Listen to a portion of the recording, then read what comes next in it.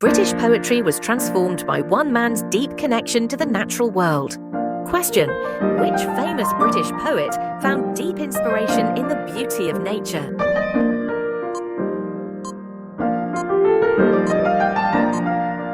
William Wordsworth was a poet who found deep inspiration in nature. His love for the countryside shaped his most famous works, including I Wandered Lonely as a Cloud, inspired by a field of daffodils. As a leader of the Romantic movement, he helped redefine British poetry. His legacy lives on in the Lake District, where his words still echo today. But do you know how his poetry influenced modern British culture? Enjoyed the quiz? Like and subscribe for more fun quizzes.